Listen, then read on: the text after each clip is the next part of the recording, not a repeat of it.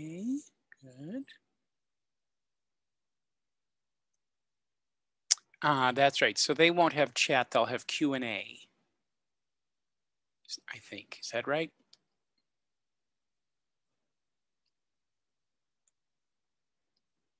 I think that is right. Oh, there's chat too. They can chat, okay.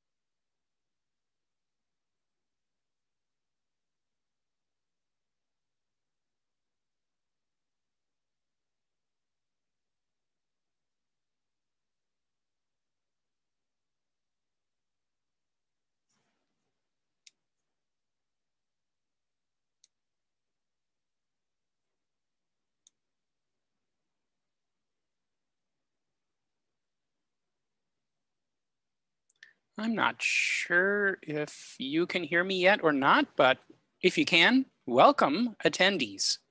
Glad to have you here.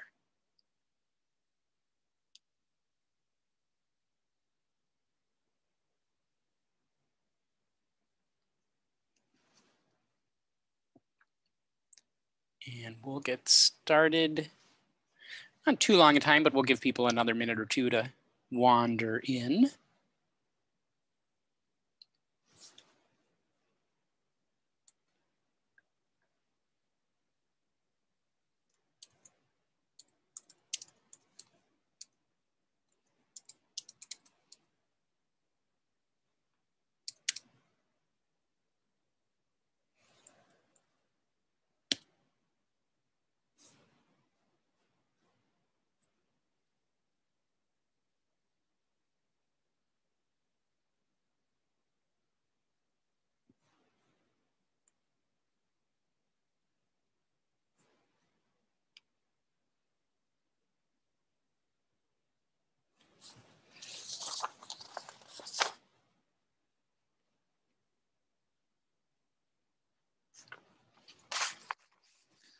Okie dokie.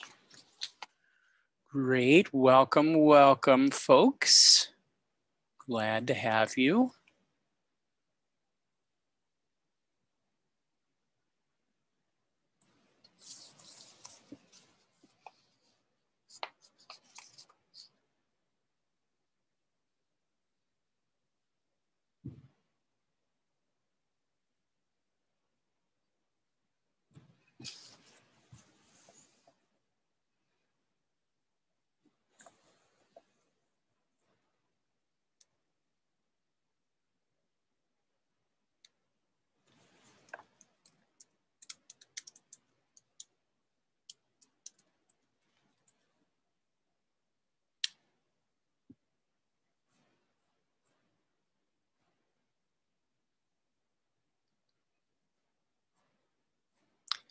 And feel free to use the chat for anything that you like. Certainly use it if you have questions or if you want to get my attention, but also feel free to use it for commentary, for if you like something or if you don't like something, let me know about it. I would really appreciate that. It's one of the things that I don't get because we're not in person anymore is, you know, when I see people's heads nodding with realization, that's so great to see. And if I see people like folding their arms in front of their chest and looking kind of frowny, that tells me, all right, I might have just gone, you know, made a mistake or gone off somewhere I shouldn't have. So I don't get any of that feedback through Zoom. So feel free to use chat as much as you want. Also, I think you have reactions down in the I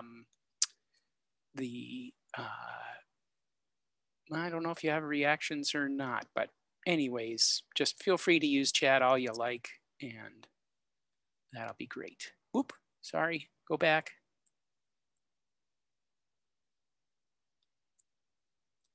Okay, there we go. Sorry about that. And I do have this timed out to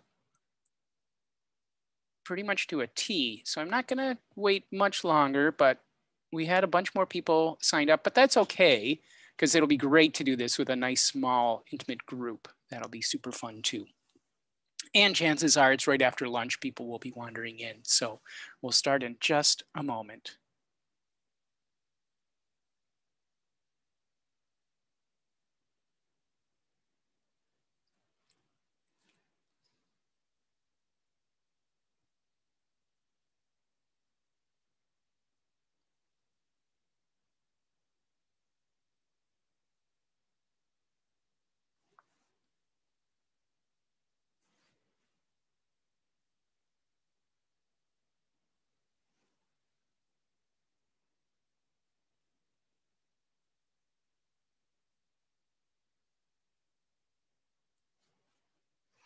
Okay.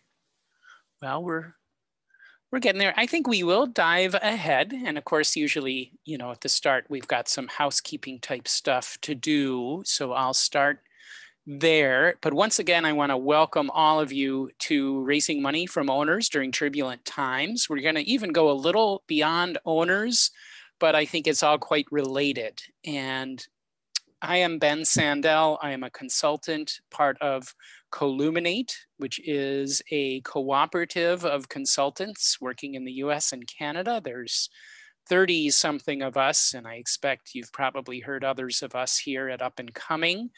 I'm really happy to be a part of this. Up and Coming is my favorite conference. And I've been coming to it since I was trying to get my co-op started, and it is now 10 years open, about to celebrate its 10th anniversary. It just expanded here in my community of Harrisonburg, Virginia. I do encourage you to use the chat. Use it all you can, all you want. And so certainly if you want to ask a question, feel free to use it. Also, I think you have a Q&A button you can use.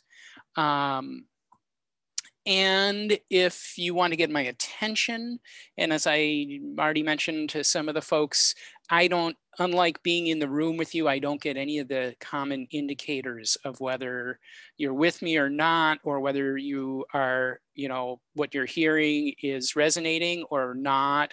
So feel free to let me know, you know, feel free to put it in the chat if something is like, you know, really feels right to you or resonates or was a great aha moment. And also feel free to put it in the chat if something doesn't make sense or is confusing or I'm plumb wrong about something. I will appreciate that. You don't have to have your camera on for most of it, but when there are going to be 2 breakout groups, and I do appreciate it, and the other people in your breakout group will appreciate it if you turn your camera on at that time. And so now let's move to what we're going to cover today.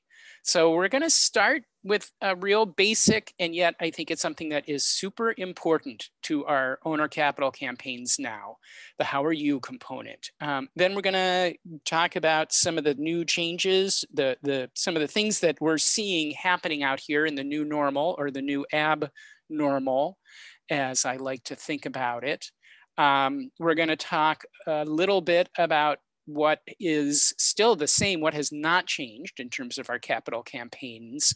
And then I'm going to talk some about how to apply this stuff to your campaigns, because you're going to hear a lot of different ideas, a lot of possibilities, and they may it may seem a little overwhelming, but I've got some ideas on how you can try to really hone in on what are going to be most effective for you. And then we'll end. I have time set aside for question and answer. I'll also try, if you have questions as we go, feel free to ask them. But as I said, I am going to try to make sure we have time at the end for question and answer. So again, it would be great if you all start using chat and just say hello to each other and also identify what co-op you're from. that would be really awesome. And unless it's obvious in the name of your co-op, the city and state would be really, really great to see too. I would love to see that. So feel free to start doing that. And then we're going to move into the first part of our time together, which is an easy one. I'm going to put you into small groups, and I'd like you to talk with each other about how you're doing today and how things have been for you, over the course of the pandemic and maybe over the course of the last 4.5 years under the previous administration, the previous regime. And so it would be really, I guess we'll do, I'm going to do pairs because there's a smaller number of us, which will give everybody a little more time to talk to each other. No, maybe, well, yeah, I think that's what we're going to do. And again, feel free to use the chat.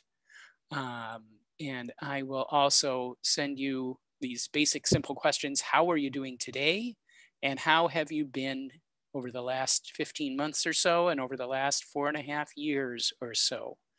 So have a good conversation about that. Let me figure out how I'm going to send you off to do that. It should be right here, right?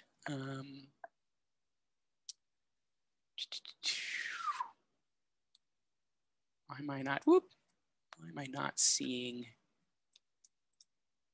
the, oh, I think that's where I have to see it.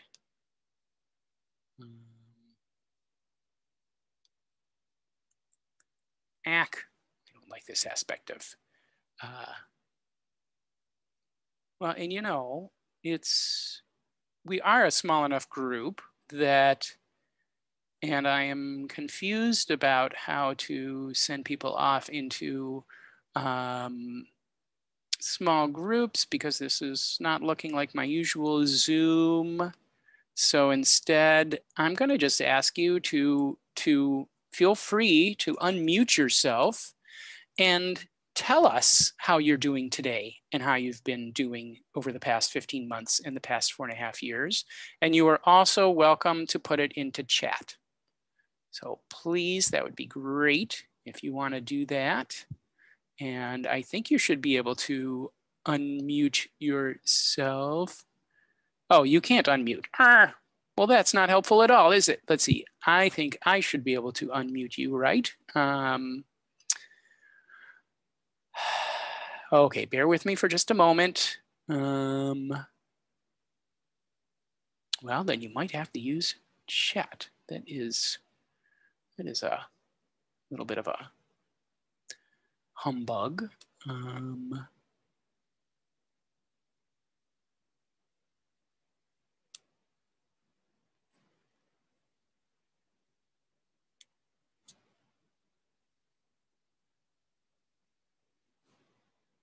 Okay, might be able to bring people into the presentation. I'm not sure exactly what that means. Michael, if you're on here and are able to maybe help me with this, that would be great. Well, here, let's just do this. Let me see all of you. And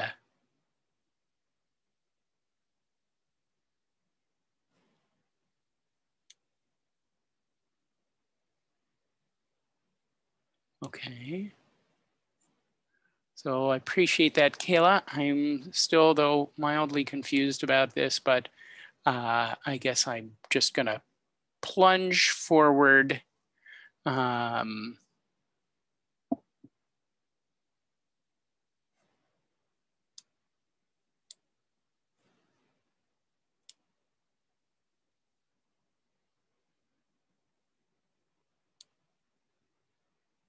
No, well, that's what I'll do then.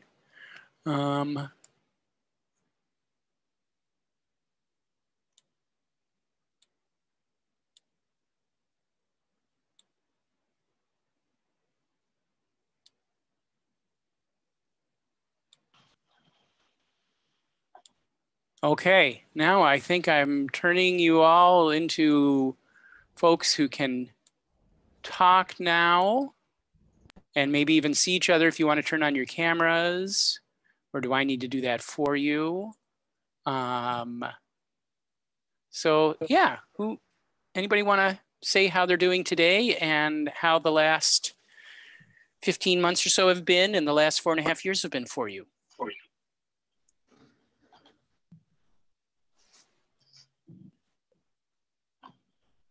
Anyone? You're all able to, should be able to.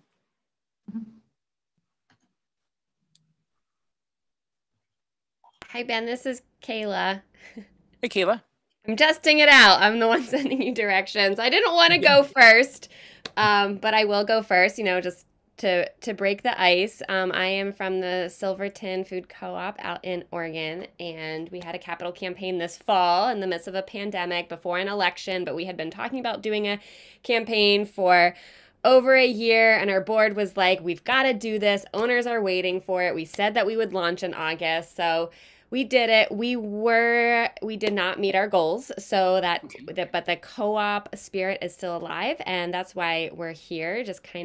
We're kind of revisioning our co-op to see how we can serve our community and learning, kind of reflecting on our capital campaign. And we're not really in a space to do one anytime soon, but we're going to have to revision and kind of figure out, kind of like, we got to get to know our community more, and also look at other opportunities for raising capital in our rural community. So that's why we are still here.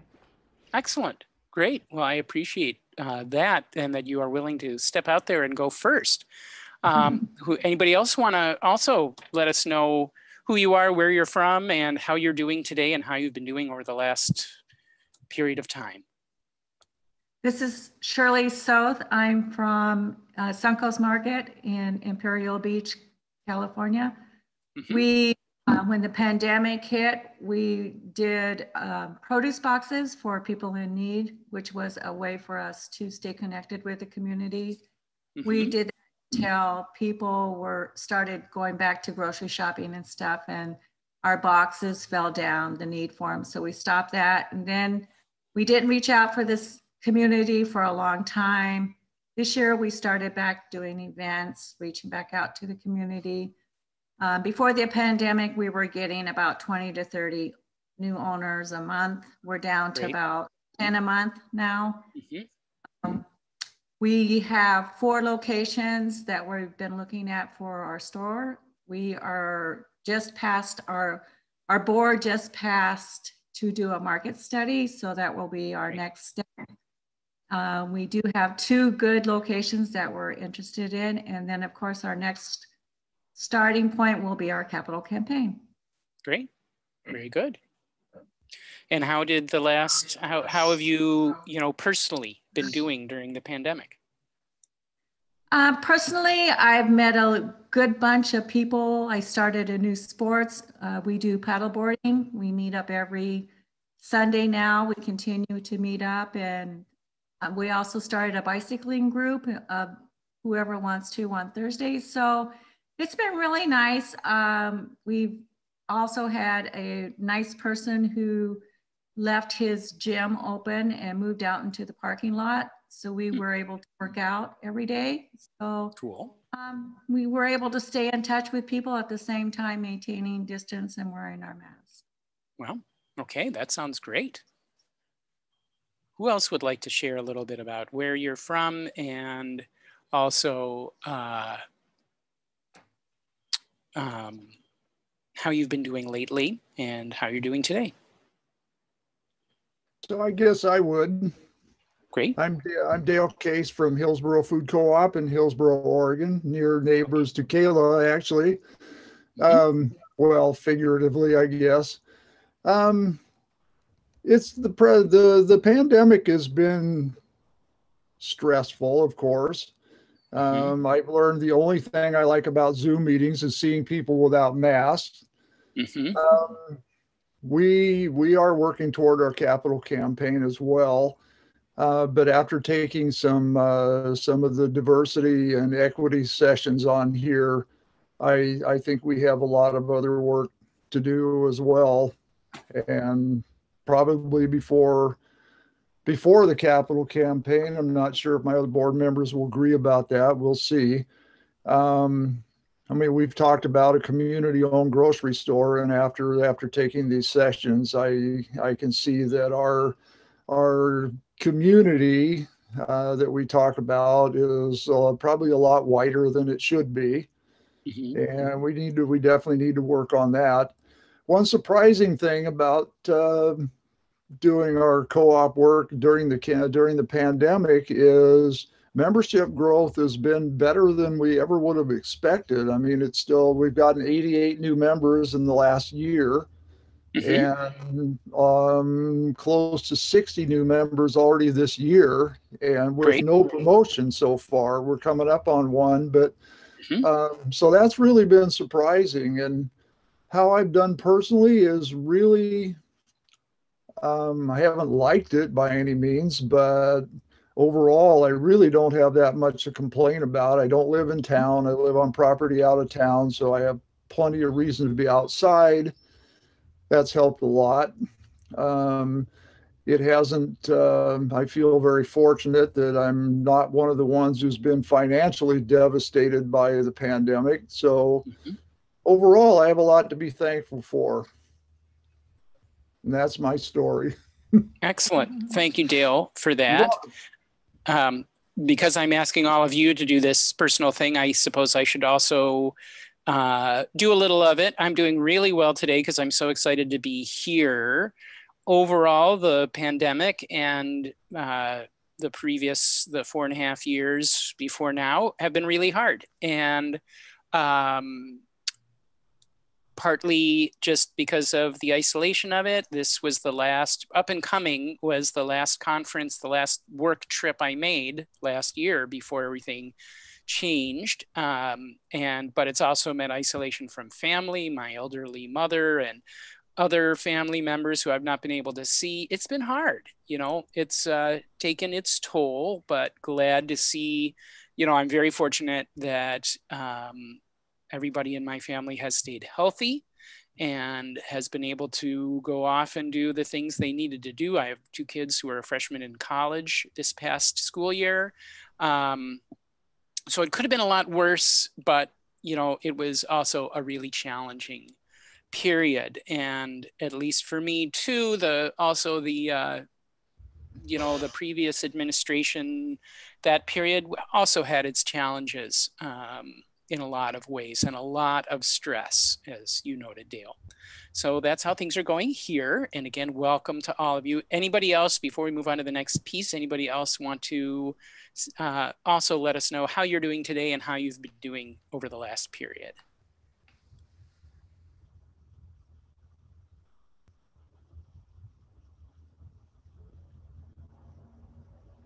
You'll have more opportunity to talk with each other and talk together. But now I'm going to go back to sharing the screen to here. Is this right? Yes, it is right. Okay, so what I was planning for this time, which obviously I didn't quite figure out technology-wise, was to send you off into small groups and have discussion about this together. And what I had hoped would have happened is that in those small groups, you would be sharing where you're from and what's been happening and some of the good things and some of the really challenging things that have happened. And you'd come back and hopefully kind of refreshed and a little bit energized by the ability to share both good and bad with your colleagues, with your compatriots here. And then I was going to ask you, so what just happened during that period? Now, of course, we didn't do the small groups, but especially for those of you, for any of you, whether you did speak during that period or not, how did you feel about hearing how people are doing? What did that mean to you? And again, you're welcome. I think everybody is able to talk, or no? Yeah, everybody is able to talk. Or I will unmute you if you need to be unmuted.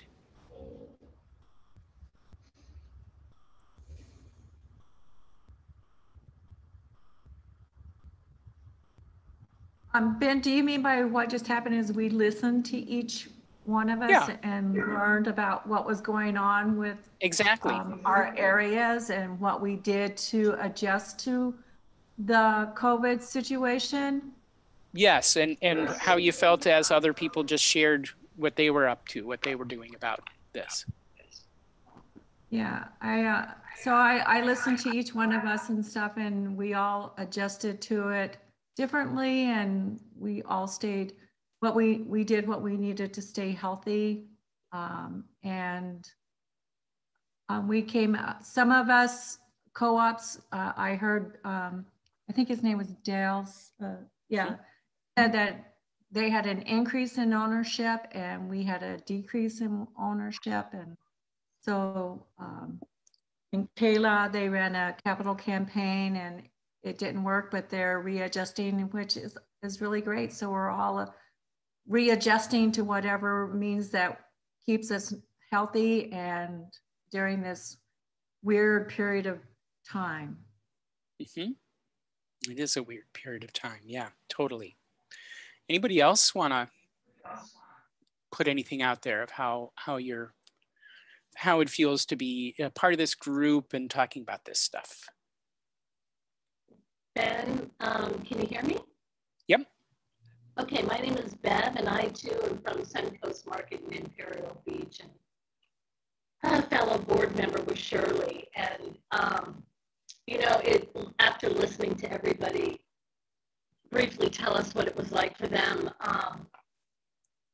you know, I probably have to say that I was the impact that it had on my life compared to many other people has been pretty minimal. We live in a small beach community, and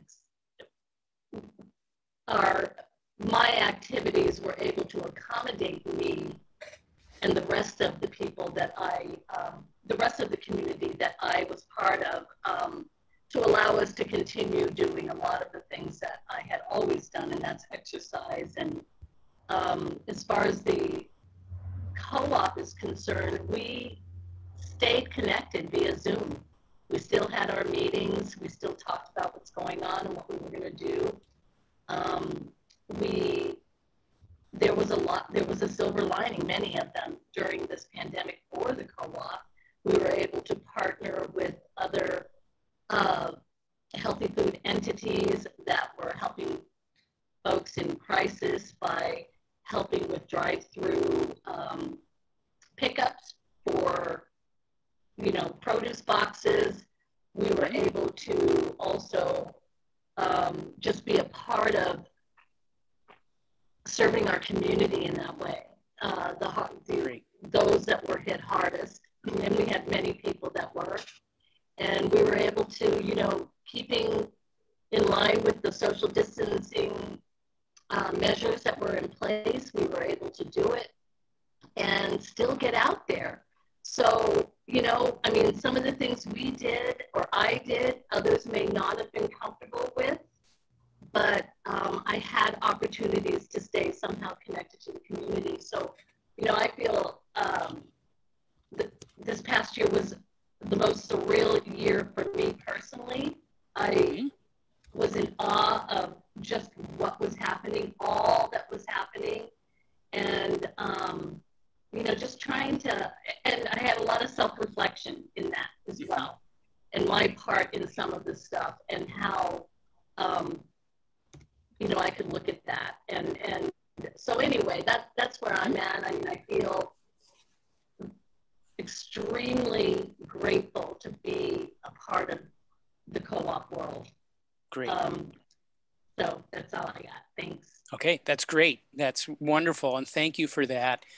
And so, yeah, so what I'm hearing here and what I experienced myself too was, even though it was a very hard period, being a part of a cooperative, a part of these mission-driven organizations that care so much about people made a big difference in our lives during this period. And, you know, how this relates to capital campaigns in the past, Of course, capital campaigns involve a huge amount of communication, some general communication, but a lot of very specific communication directly to owners, one-on-one communication, phone calls, emails, texts, etc. And what I found, the co-ops that I've seen being most successful at raising money during the pandemic, they really did this amazing, kind of simple and yet not so simple thing to do. They started from the position of just care, like, how are you? How are you doing today? Every phone call they'd make started with this concept of, how is it going for you? What could I do? Is there anything I can do for you today? And for a lot of our co-op owners, especially the ones who are not necessarily actively involved in working on the co-op, there is a lot of loneliness. There is a lot of isolation. There are a lot of people who have not been able to maintain their social groups and their social gatherings or team sports or other ways that they used to find meaning and happiness in their life.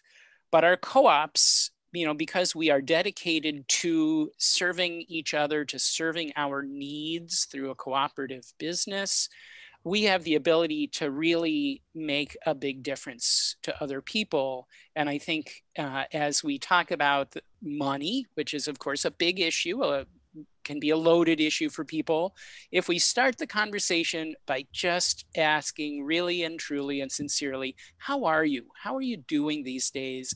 Anything I can do for you? Do you want to just chat for a little while? That can be really powerful.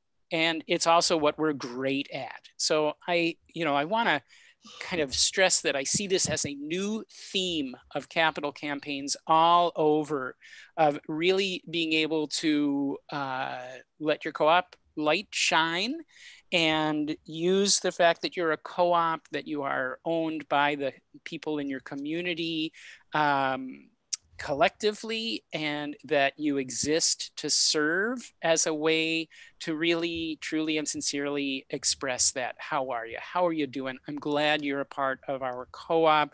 Glad you're here in our community.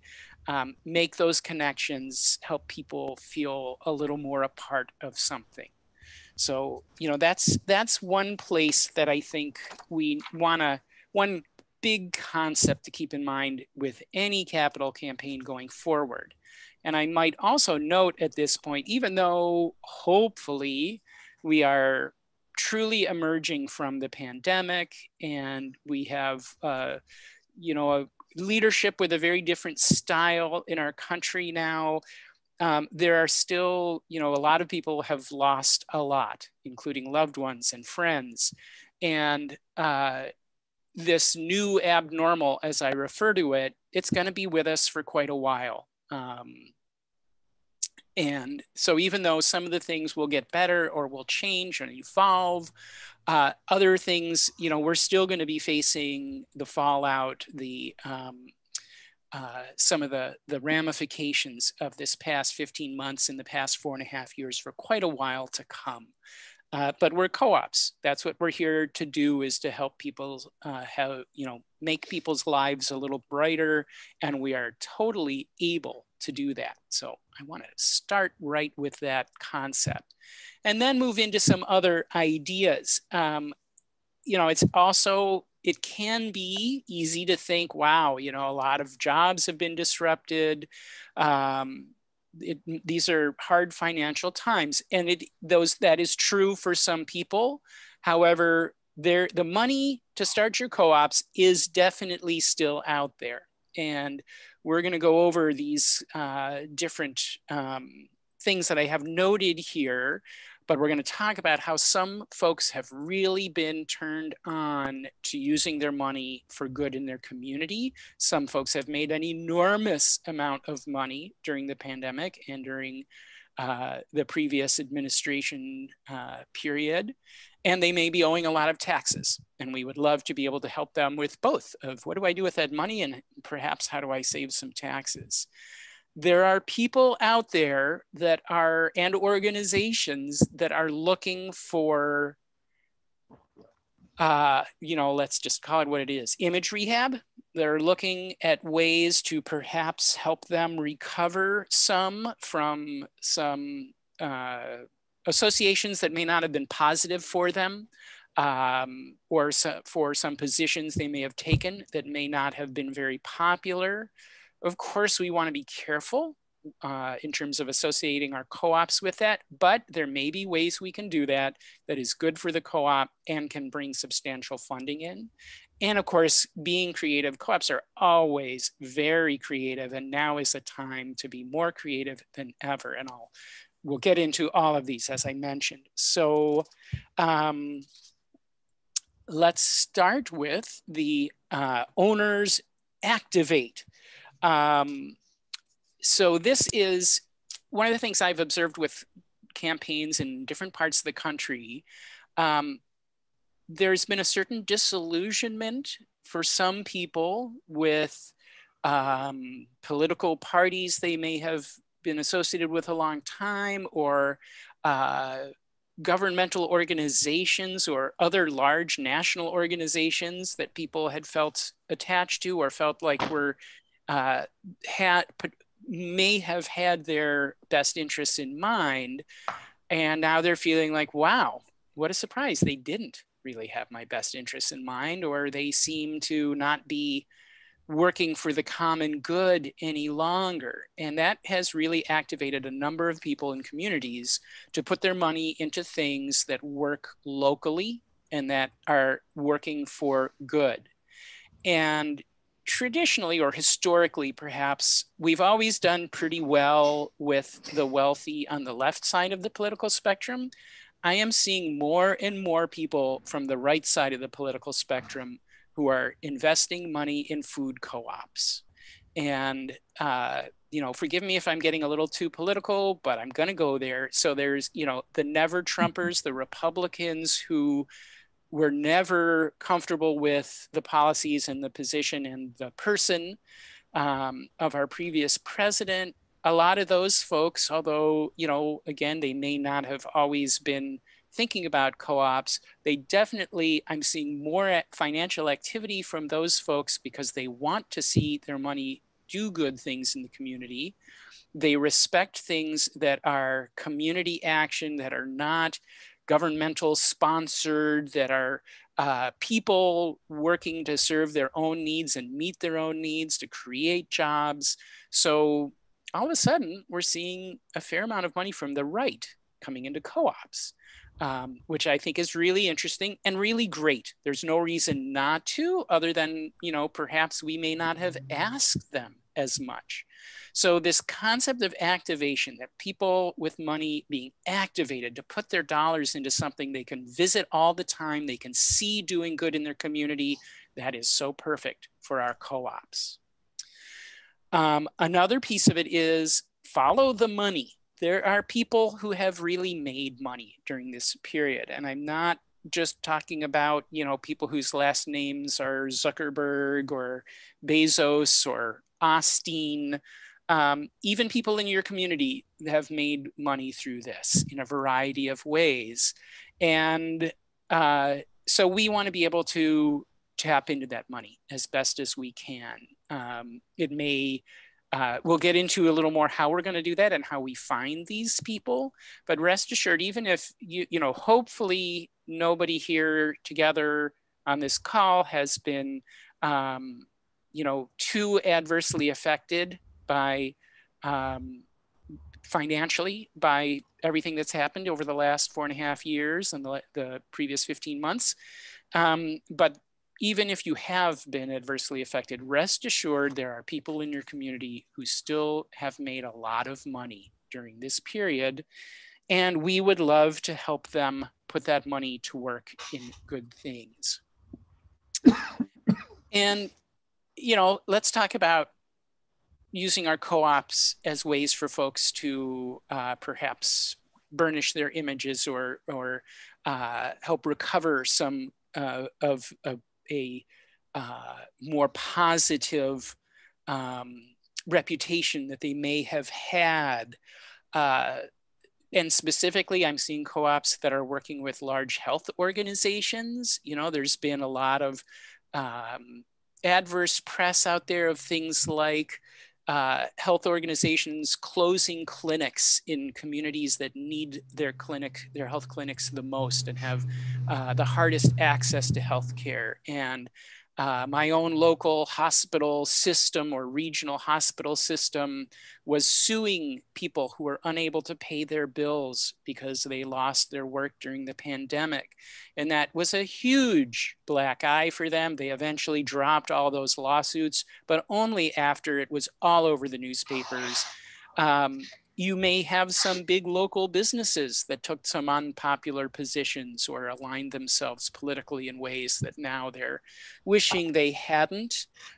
There may be families with wealth, even local politicians who are now seeing the winds of change turning and would love to be able to show that they are associated with and supporting a really wonderful, positive organization within your community that's going to do good for all kinds of people.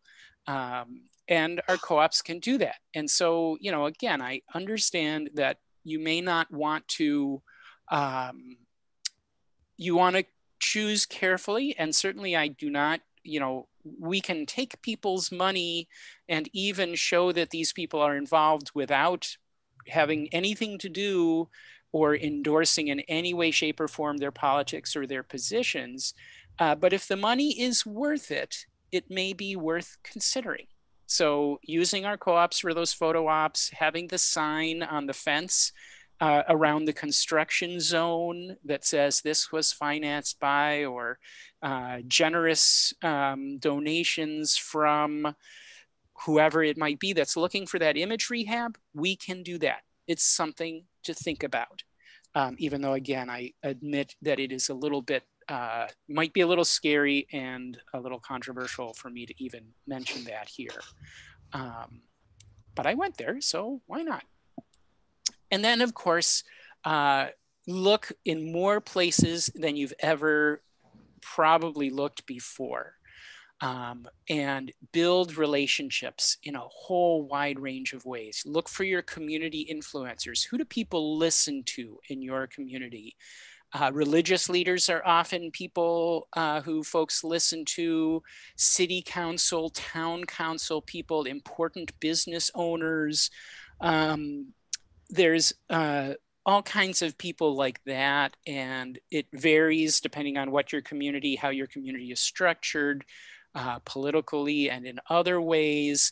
You know, if you're in a big city, it may be that you're looking at ward representatives and select people and other neighborhood influencers. That's great. Get to know those people. Get to know what's important to them, and find out how the co-op is going to, how the co-op may be able to do good in ways that they will appreciate. Also, financial folks. Definitely start building relationships ASAP with financial people, people in credit unions and banks, your local USDA and Small Business Association representatives. Just in the last 12 or 18 months or so, SBA loans are now open to food co-ops. They were not before that. And co-ops are getting SBA loans. So that's really exciting and wonderful. You can find those folks online. They're all available there, and it's great to build relationships. Both the USDA and SBA have pots of money. Especially the USDA has a lot of money specifically for cooperatives that sometimes is not well utilized. So find out about that and create relationships with local financial advisors. They know people of wealth in your community. And if they, they know the folks who are also looking for unusual kinds of investments who like to put their money to work locally and in things that really matter. And those are great connections to make. Definitely look for other cooperators. of all stripes, not just food co-ops, but electric and energy co-ops and water co-ops, agricultural co-ops, and even retail co-ops. And what do I mean by retail co-ops? Well, if you've got an Ace Hardware, that's a co-op. That's a shared services cooperative. Those may be folks that you want to reach out to and let them know that you're out there and starting another co-op in their community, and that it's going to be a really good thing all the way around. And of course, you know, the folks who know other folks, especially folks who know other folks with money. So folks who are executive directors of charities and nonprofits, folks from your Chamber of Commerce, from community foundations, from folks who raise money professionally for academic and charitable organizations, and your Kiwanis clubs, and all those kind of clubs that may meet. Sometimes they're kind of business clubs or service clubs. Be ready to talk to any of those groups, be ready to present, be ready to talk to them about your co-op and why it's a great thing and why it is worth them those folks putting money into it. So getting really creative is a very important part of this work. Also, look at a lot of the options. And I want to encourage you, if you have questions, use your chat. There's also a Q&A, and you can also raise your hand, I believe. So in terms of looking at many different options than we, may have looked at before,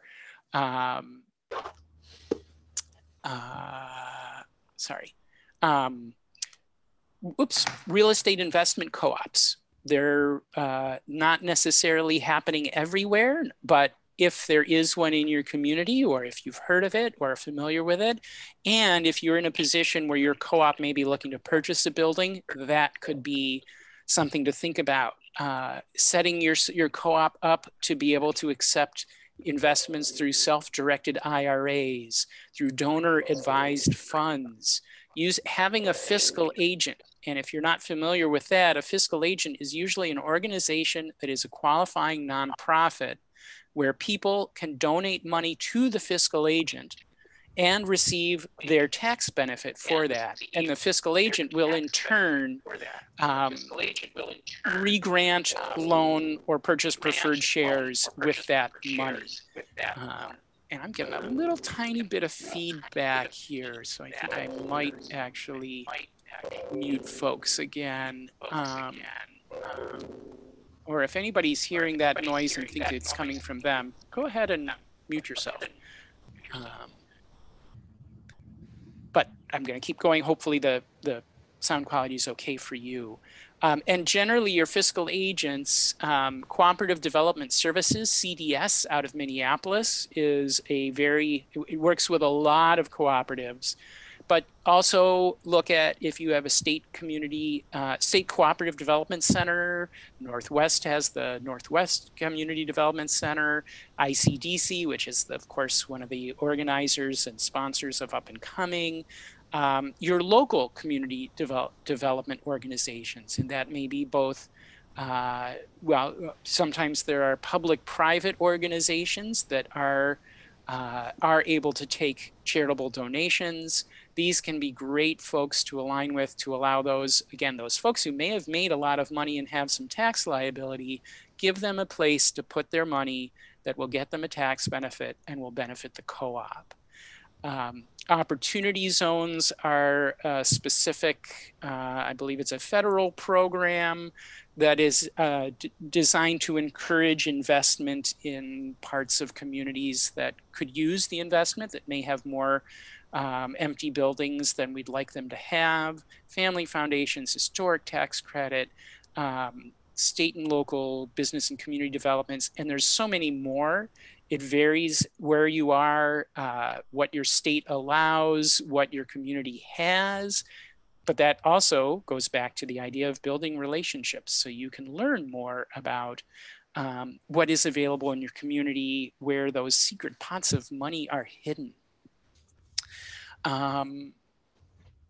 So moving forward, but also, remember that even though some things have definitely changed in our new abnormal world, post-pandemic, post-Trump presidency, a lot of things are still, a lot of aspects of raising capital from owners and from the community have stayed the same. So don't forget these basics, one of which is super important, and I think at least one of you mentioned this at the beginning, keep telling your co-op story early and often and over and over and over again. Tell it till you are, until you can't imagine that you are going to be telling the co-op story again. Tell it again.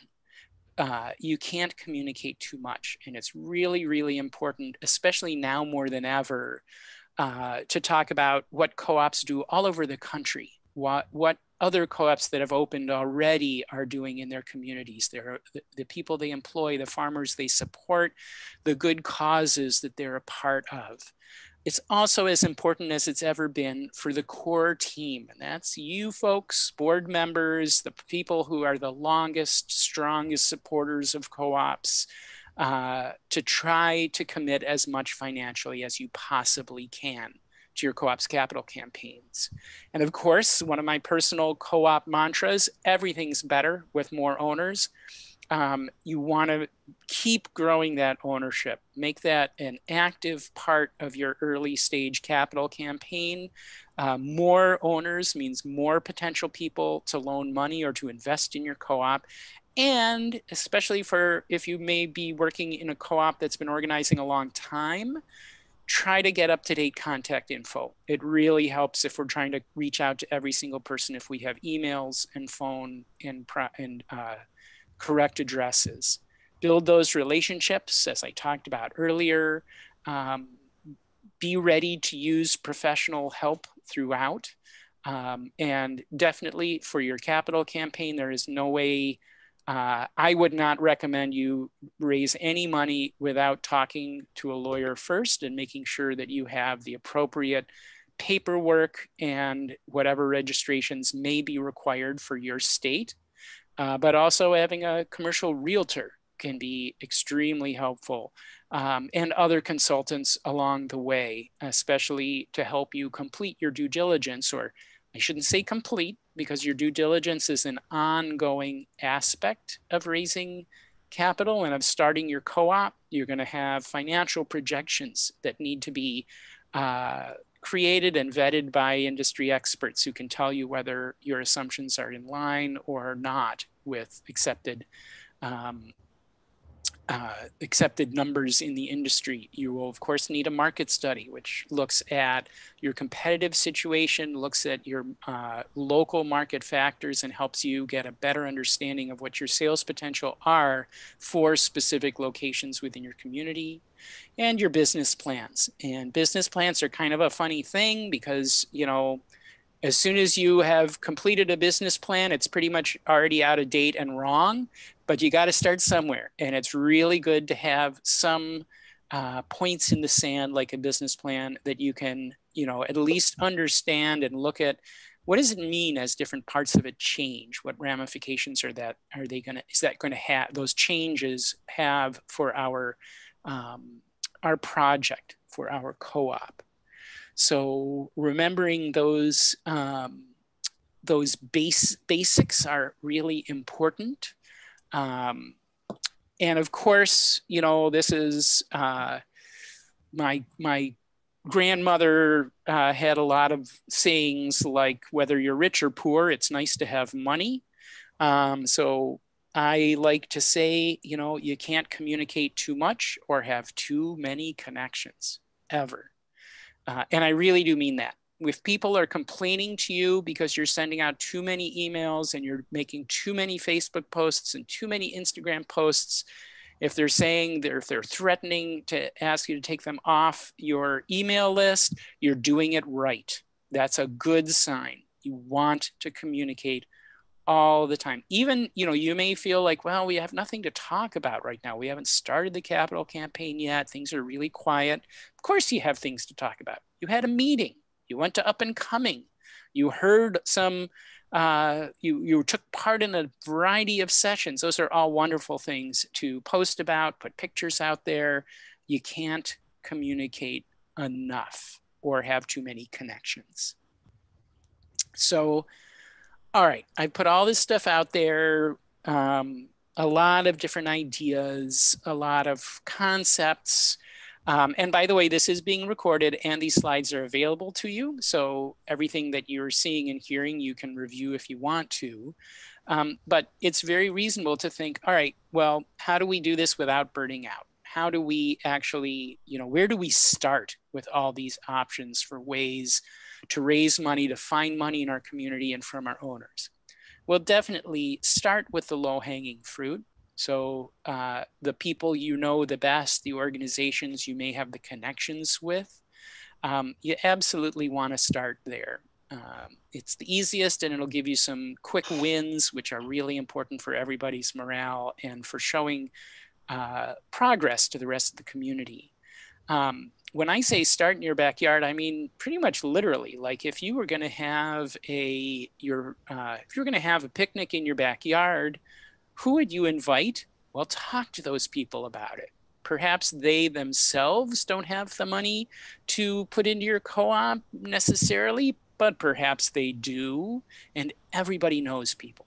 Everybody. So start reaching into your own networks, reach deep into your networks. These capital campaigns work best and are most successful when we perhaps put aside some of our cooperative modesty and are willing to really get in people's faces about how amazing our co-op is, the great stuff co-ops are doing all over the country, and how great it will be when you have one in your community.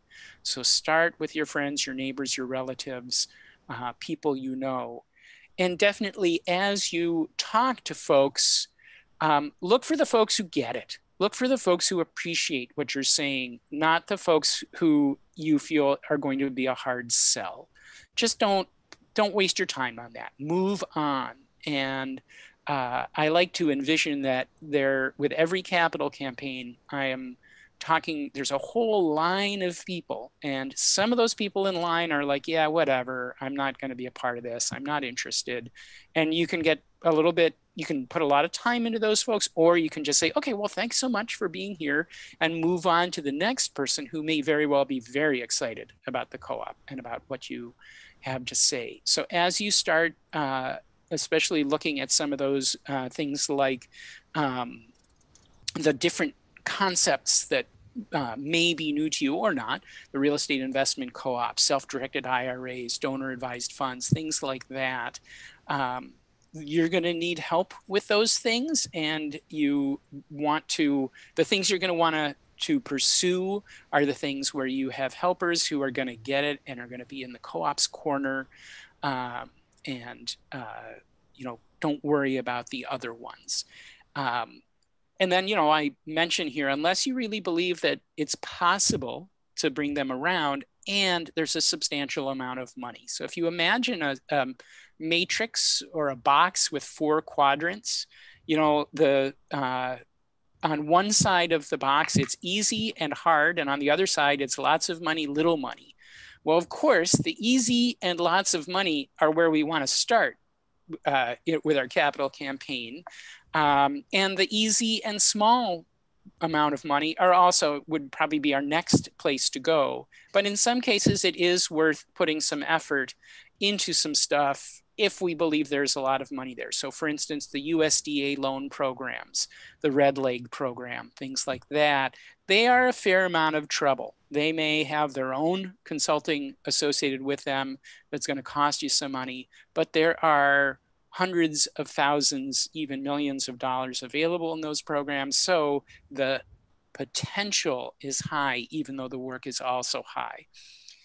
But really, as you're prioritizing your limited amount of person power and time and resources that you have to work with, work first with those who are going to get it, who appreciate your co-op, who don't take a lot of time and effort in order to say, oh, wow, how can I help? Those are the folks you want to look for. And definitely don't turn down any I mean, unless it's something really, how would I put it? So take the help when it comes, because often I see a lot of groups that try to kind of do it all themselves with the core group and a few volunteers, and that is really hard. We're all trying to raise substantial amounts of money. It's never easy to raise substantial amounts of money. So do take advantage of help, local connections, people in the financial world, people I mentioned in some of the other slides. And as you go forward with raising your money and your capital campaigns, celebrate, appreciate, support each other throughout this. And when you have the setbacks, when you have the, oh man, I thought that person was going to be a $100,000 person and they're a $1,000 person, or they just said no, commiserate, share with each other. This work is too hard and too amazing not to both celebrate and share the hard times together. So absolutely do that. So I'm not going to try to do the second breakout, given what I did with the last one, which was nothing because I couldn't figure out how to do it. But instead, I'm going to again encourage you, and let me see if I can make this happen again. So I've thrown a lot of stuff at you in this last hour or so. What do you think what resonated for you, you individually? What do you think might work in your community, or what are you excited to try? And you can unmute yourself and let us know about that. You can also put it in chat if you want. So what are you going to try out there? So Ben, can you hear me? Yep. Okay, I have a question. It's not about something that came up in your presentation, but I watched the presentation the last hour from the two women from the Oshkosh board who talked about a charitable campaign. What do you think about that? Well, again, that's where the fiscal agent comes in, that allows you to accept charitable donations and provide the tax benefit. Well, you don't. The co-op doesn't provide the tax benefit, but the fiscal agent does. And I think that's great. I didn't hear their presentation, so I don't know exactly what they said.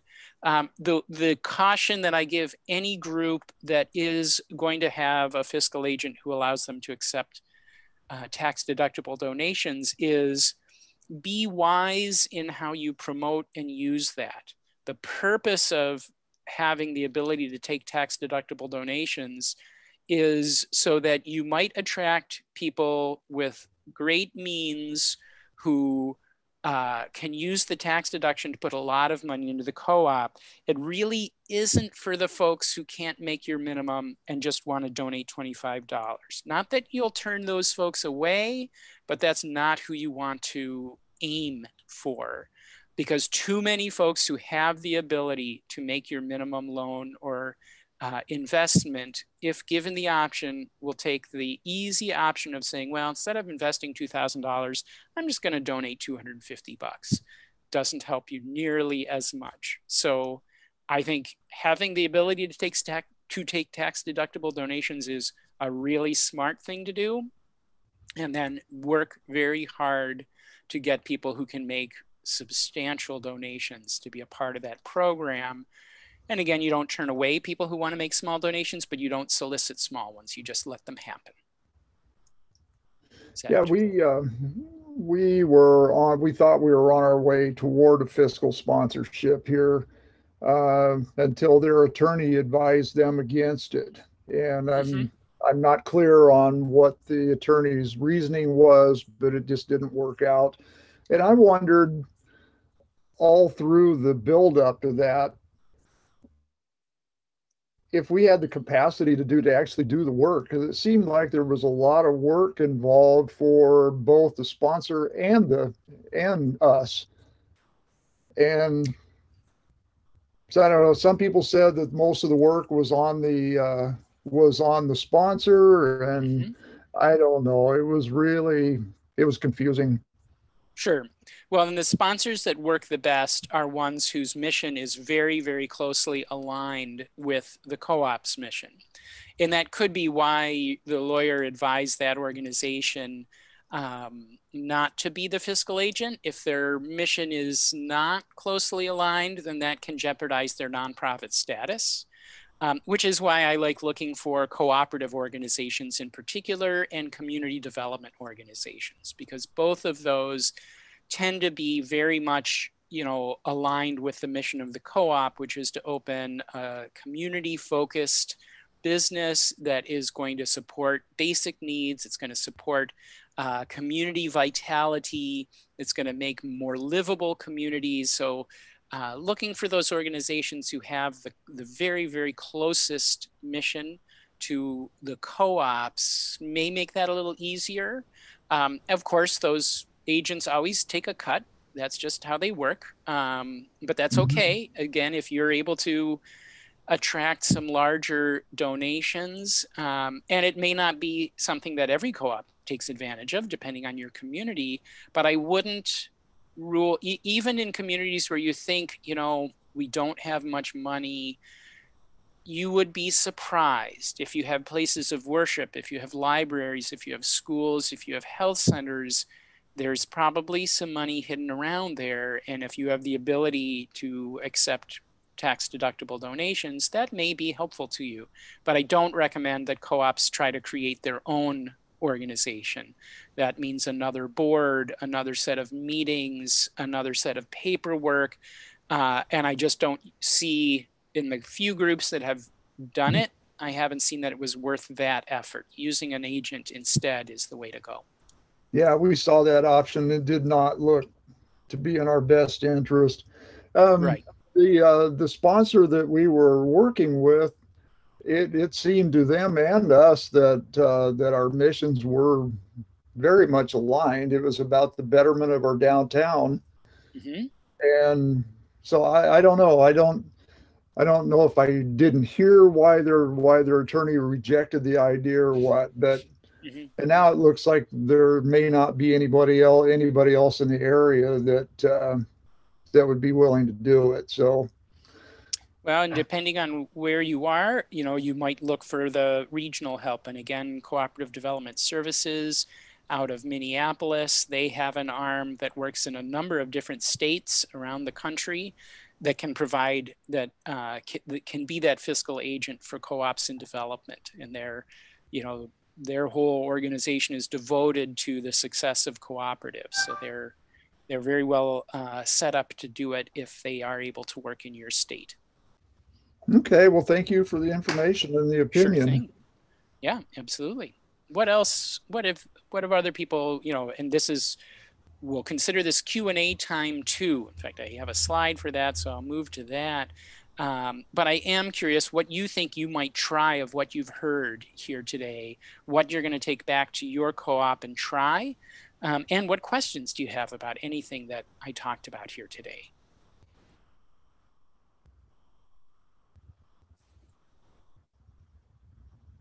And I think I've unmuted everybody. I think. So questions, things you're going to try, things you're going to look into when you get back there, things you have already tried or seen success from.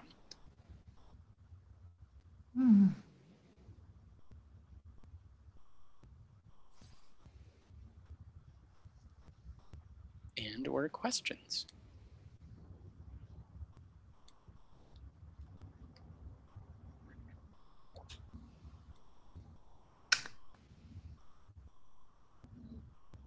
This is Damon from Long Beach Grocery Cooperative. What is the best way to go about finding the fiscal sponsors for the co-op? We're going out looking for the nonprofit that will be able to accept the funds. What are some of the characteristics we should look at in those nonprofits? Yeah, great question. So especially if you're in a somewhat bigger area like you are versus a small town, consider the part of the community that you are going to be locating your co-op and see, are there neighborhood organizations that might be able to serve as that, organizations that are looking to, serve the community, improve quality of life for everyone in the community. They may be great candidates to be a fiscal agent. Certainly, if there is any, and there isn't in every place, but if there is some form of cooperative development organization,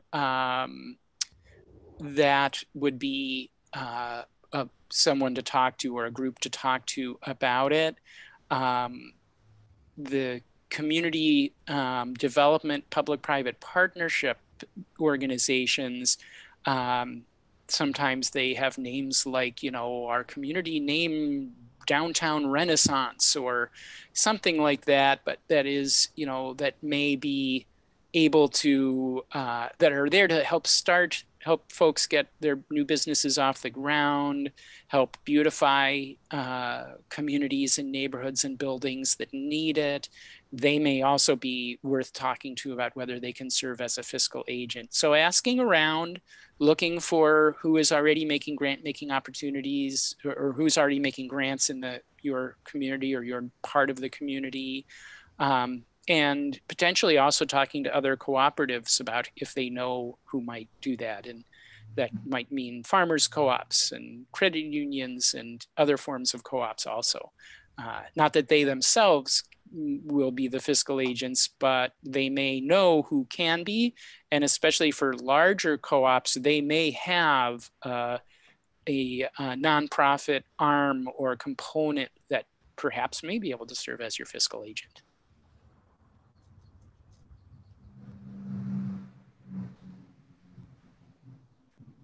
Next question would be, yeah, how do we vet these organizations so that they're that there would be a good fit for becoming the yeah, that's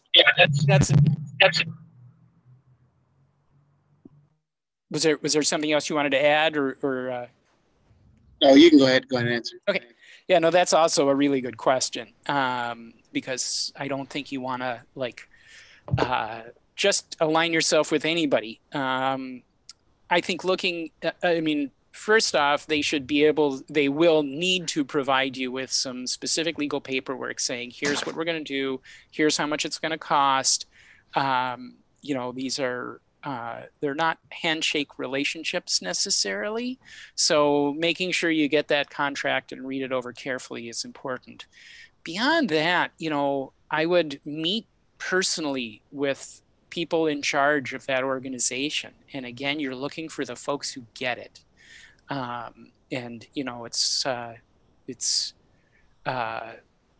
It's hard to describe what getting it is, but it's kind of like you see, it when you see it, that if they are really excited about your project, if they really want to help, if they've been established for a while and have a pretty solid group of supporters, of financial supporters, that's great. Certainly it couldn't hurt to do some Googling of their board members and their past history, just to see if they've been associated with people or organizations that your co-op really would not want to have any association with. Better to find that out ahead of time than be surprised later. So a little bit of research never hurts. But I love, when you sit down with somebody and they're like, you explain your co-op concept to them and what it's going to do, and their face lights up and they get it and they're like, oh my gosh, I want to be a part of this. Those are your folks. Those are the people to keep moving forward with. Versus the folks who are like, yeah, sure, we can do that. Fill out this form. We'll take 10%. If they're not enthusiastic, move on. Find somebody who loves what you're doing. It'll make you feel better, and it'll be a more advantageous relationship. And yeah, Google their background, Google the board members. So as a fiscal sponsor, they're doing it, they get paid, or they get a percentage of what is collected. Is that what? It's considered an administrative fee. they're doing paperwork. They're also staking their nonprofit status on your mission.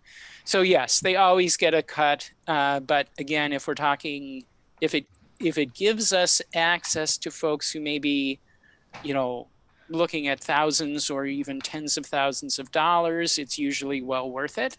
Because it's a lot less trouble than trying to set up our own organizations that can accept tax deductible donations. And although people can simply give money to a co-op, it won't be a tax deduction for them, and it will come across as taxable income for the co-op. So either way, you're going to lose some of that money, but I think the easier way to go is using a fiscal sponsor or a fiscal agent.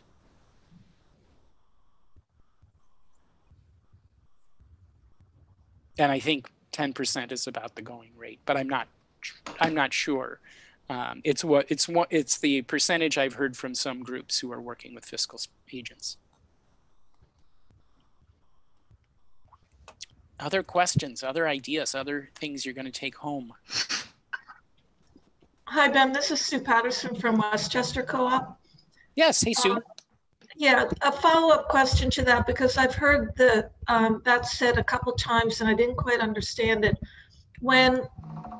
If somebody just donates to a co-op, it's been said that that money has to be recorded as income.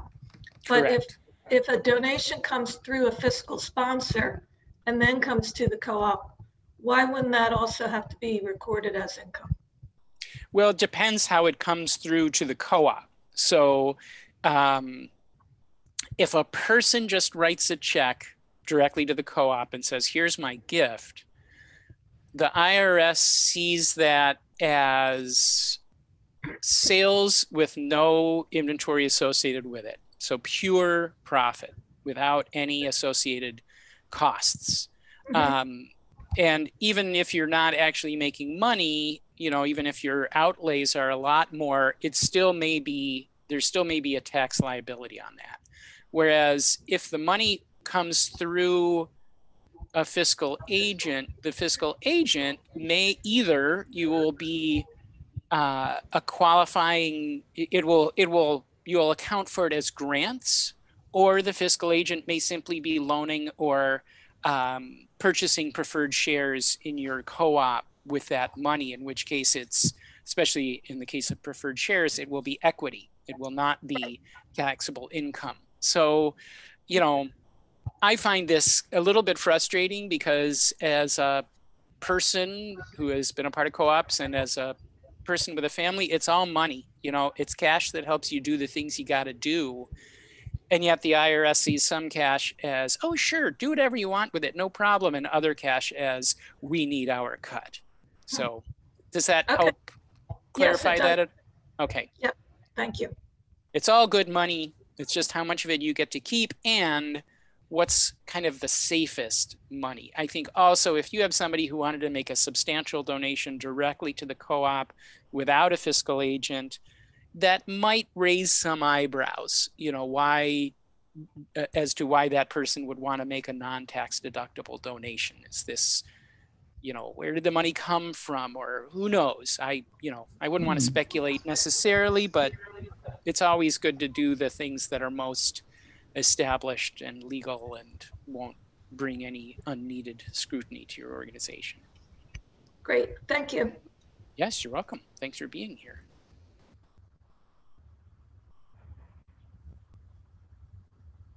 What other questions do you have about raising money from owners and from the community and doing it in this new world we find ourselves in? I have a question. So I know we can hire you as to help out with our capital campaign. Do we have to hire you for all of it? Can we hire you for specific portions of it, or? Well, I'm not the only person doing the work. So there are other folks out there in the co-op world who work on this. I,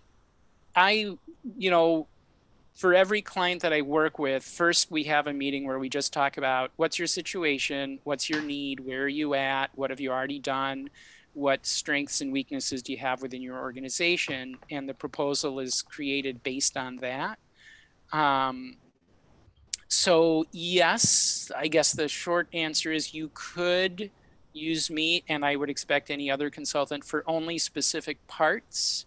However, I do like, I want to make sure with the groups that I work with that they are comfortable working with me anytime, anywhere, and for as much time as they want to. Rather than in the past, I've tried to do it where like you could purchase a certain number of hours, and when those hours are up, I'm going to bill you for more, which meant that often the co-ops as clients would be very reluctant to reach out, to ask questions. They would try it themselves first, which I appreciate that sentiment, but if I can help you do it faster and more efficiently and in a way that will bring more money into your co-op, I'd like to talk to you right off the bat. So I tend to structure my proposals in ways that don't penalize you for talking to me more and more and more, you know, texting me, calling me, emailing me, whatever. Instead, it's just included, and I encourage this really regular communication. But sure, if you have some specific aspect that you would like help with, I'd be happy to talk to you about that. Okay, thank you. You're welcome. Another question. What should we be doing ahead of contacting you and getting organized for the capital campaign? Sure. So you've already talked to the lawyer and started that process with, preferred shares or delineating the member loans, how that's going to be laid out. How much of it should be already active before we contact you? Yeah, also another super question.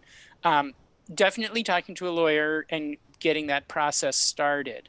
Depending on what state you're in California, is that right?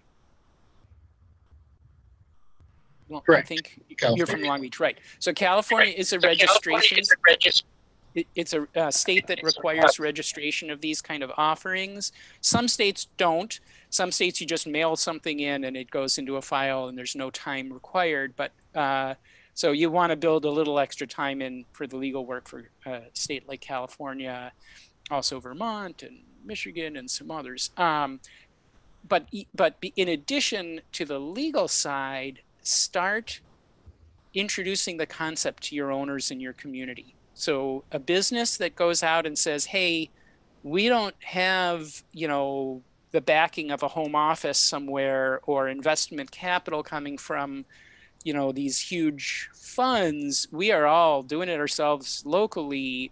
That's a unusual concept. So if you start talking to that, newsletter articles, emails, all kinds of social media posts about, hey, we're working towards our owner capital campaign, our community financing campaign, whatever you're going to call it, and help people get comfortable with that, help normalize that concept, and start building relationships with folks who will help you out in the community. And that's where, again,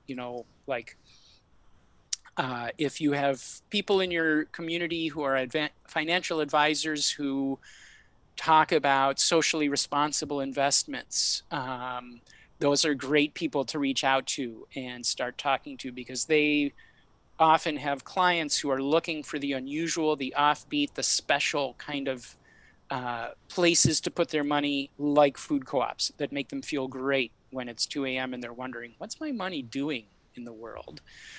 So beginning to talk about it, it's really never too early to let people, to kind of get people comfortable with the idea that this is how co-ops all over the country raise money to get started, and we're going to do it too. So start saving your pennies and your dollars because you're going to want to be a part of this. So really, communicating, and building the relationships are the two other pieces in addition to the legal side. And read the Capital Campaign Workbook, which is available free on the Food Co-op Initiative website. I think probably a lot of our websites have links to it. That's another great, easy way to start understanding the process of raising money from owners and some of the detail points.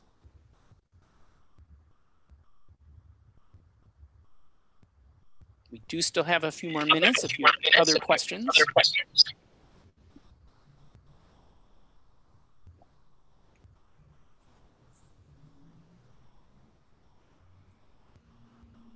I'll go ahead and answer another question. Go for it. Because we're very close to this. How do most co-ops develop like a packet or work packet that they hand out, or how do you call it, detailed analysis of the co-op and everything else to potential people that are willing to give a lot of money? What does that look like? And is there a standardized version of that that's kind of used by most co-ops? And what would that process look like? Sure, yeah. So there's not exactly a standardized version, although if you look or if you're following the plan from the capital campaign workbook, and so the groups that I work with, this is what I'm recommending. You will have an appeal letter, which is something that will be mailed to all of your co-op owners. You'll have a brochure. Something doesn't have to be super fancy or slick, but it tells some about the co-op and about specifically your capital campaign, what vehicles you're using, what the potential return is, et cetera. And some testimonials that I recommend you start the testimonials with, I'm loaning money to my co-op, or I'm investing in my co-op because. So that's one packet of information that will go to all owners, but should also be included in something you might be bringing to a meeting with someone who will be potentially a large lender or investor. In addition to that, yes, your lawyer is going to provide you with a prospectus or an offering memorandum, which is all the legal stuff you have to have that lists risks, and a lot of it's boilerplate, but you got to have it. You got to demonstrate that you delivered this to every person who loans or invests in order to do your legal due diligence and protect the co-op. And when for the potential high dollar folks, I like to get like they make the folders, that open up and have pockets on either side. They've got little cutouts so you can insert a business card, and they make them out of recycled paper or cardboard. I prefer that. I like to put all of this in one of those packets with a business card. So when I'm going and talking to this person, whether it's at their office or at a coffee shop or however I'm doing it, I have something that is not super fancy, but something that has a lot of good information in it and has some heft to it that I am leaving with them. I'm handing it to them, or I'm leaving it on their desk. And that is, I get a lot of pushback these days on this. That is so much more powerful than anything you send electronically. You may also send all those materials electronically, but by leaving something real with some heft with them, soon as they see it on their desk or get it in their hand, automatically there's something in the brain that starts saying, whoa, they just gave me all this paper, all this ink, all this work. I guess I should maybe take this seriously. Whereas you send all that stuff electronically, and it doesn't take any more effort to hit delete than it does for any other thing on your computer. So I do recommend that you have that folder made up with all those, both your legal materials and some of your marketing materials. And if they're not owners, certainly you want to also have directions for becoming an owner or an ownership application if you have that printed out. And yes, a business card so that they know how to contact you or whoever would be the appropriate person if they have questions or if they just want to go ahead and move forward with their investment. Let me rephrase that. When they move forward with that investment, not if. And I actually, if you want to, you can find my contact info both at Up and Coming, but also on the Columinate website. Feel free to send me an email. I actually have a little sheet that is about the materials that you will leave with, that you want to put together and give to someone who may be a candidate for a larger loan or investment to the co-op. And I'll be happy to send that to you. Just remind me that we talked at this seminar and that that's what you're looking for. Now, one last question, unless somebody else has other questions. I don't want to take up everybody's time. Yeah, no problem. But did most co-ops hire someone to talk to the big donors, somebody that's, already has contacts, already is used to making sales pitches, that somebody that's already understands the cooperative concept, but also understands how to talk to people, on that stature? Because not everybody that's a member owner or on the board would be comfortable doing that. Yeah, that's totally true. Not necessarily hire. So some co-ops will, most likely you will have someone in the role of your capital campaign coordinator. And some co-ops will hire that person or contract with that person. If you're far enough along, or like established co-ops that are doing capital campaigns, sometimes that's the general manager.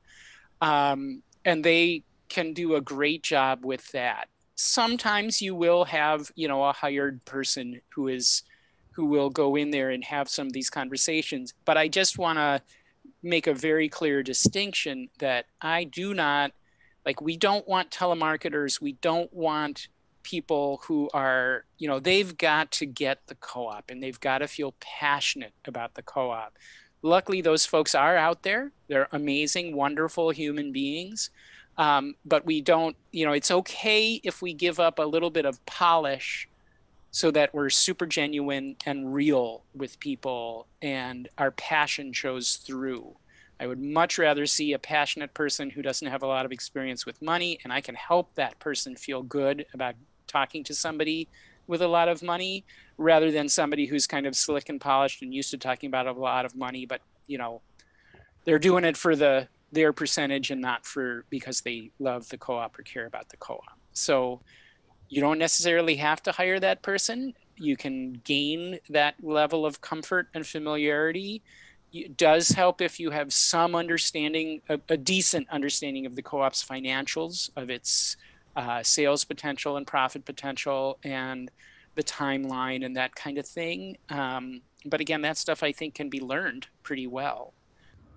And if somebody wants to talk to you and starts, as happens once in a while, if somebody's like, well, if I do this kind of highfalutin investment, I can get a better return with this, that, and the other thing. These are not programs for the sophisticated high-end investor who's looking for maximum return. These are programs for folks who want to feel great about what their money is doing, and they'll get a reasonable return, a fair return, but a limited return. If they're looking for venture capital stuff, they're going to look somewhere else, and that's fine. Which means we also don't have to get into super complicated conversations about the finances. Everything is pretty straightforward, makes sense. It's in black and white on our on the page, and that I think is a plus for us.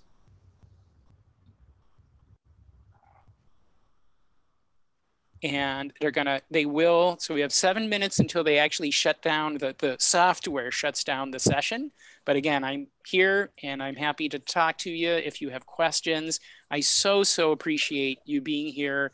And I super appreciate you working on starting co-ops. I feel like more co-ops in our communities and in our world are only good things for humanity, and boy, we need that more than ever. So thanks for all your hard work on this and your time and your trouble.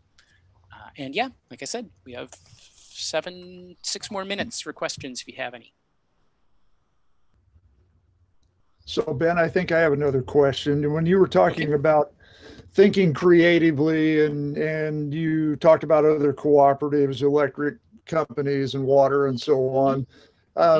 But I thought credit unions came into this somewhere. And I was wondering what organizations like that would have to offer. So credit unions, are cooperatives, although not all of them see themselves that way. So, and this is again where you want to align yourself with the folks who get it and not put too much time or effort into the folks who don't. But a cooperative or a credit union that gets it, especially a community credit union, but it could be a federal, credit unions have different flavors based on how the government sanctions them, I guess. And so you can work with practically any of them, but some, I think, kind of get it more than others, but it's fairly random. Anyways, what they can do, so an example that I saw in my own community, one of the local credit unions, when our co-op, before it opened, they're an affiliation credit union, which means you have to have some connection in order to be a member. Sometimes they refer to it as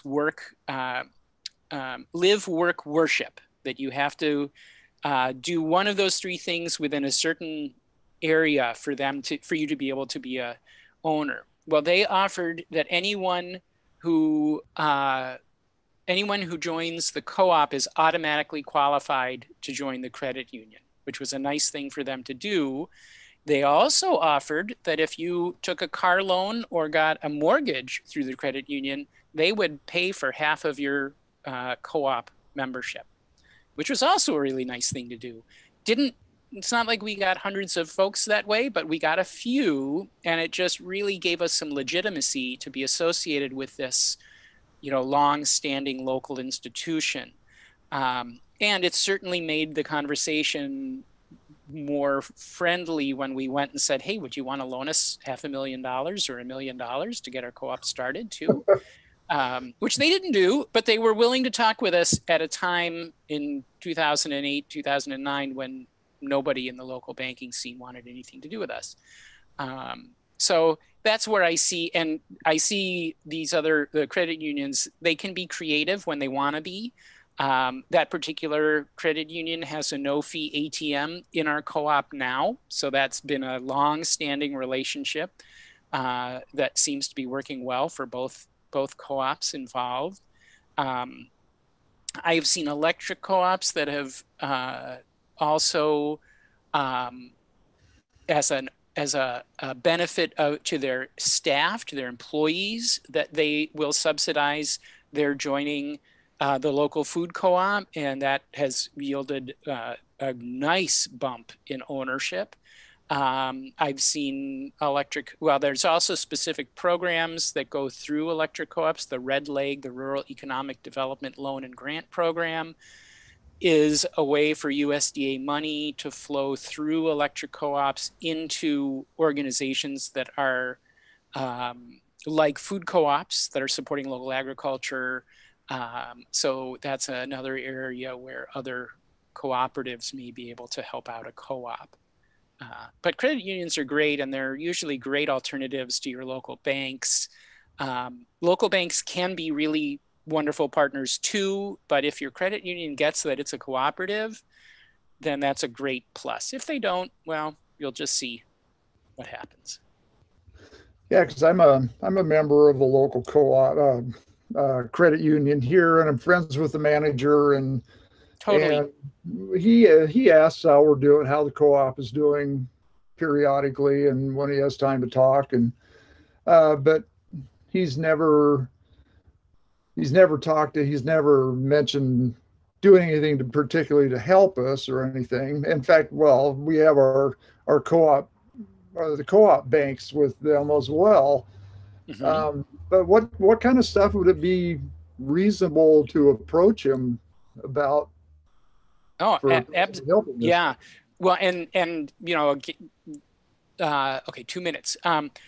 They're not going to come to you with ideas. You need to come to them with ideas. So ask them about commercial loans. Would they want to be a part of it? Could they partner with other credit unions to be able to offset the risk of a large loan to your co-op across multiple credit unions? They can do things like that. So asking about that, asking if you can come and present to their membership and or to their staff. So you can just talk about your food co-op and leave brochures there. Ask if you can have brochures in their lobby so that people who are coming and doing their work, their banking there, see this other co-op's stuff and can pick it up. You know, just ask and be creative. You know, let them know that you would love to see co-ops working together and how that, you know, they might, what ideas they have, but also suggest things like that. And certainly suggest that if they want to make it a benefit of being either a member or of an employee, that they get some amount off on an ownership of the co-op to the food co-op. Not that you're giving them a discount, it's that they're paying for a portion of it for their staff, for anyone on staff who wants to become an owner. So suggest things like that to them and get creative. All right, we're gonna get shut off. Thank you again, everyone. Really appreciate you being here and doing all your hard work on behalf of your co-ops. Find my contact information online if you want to get a hold of me, and have a great rest of your day. See you, everybody.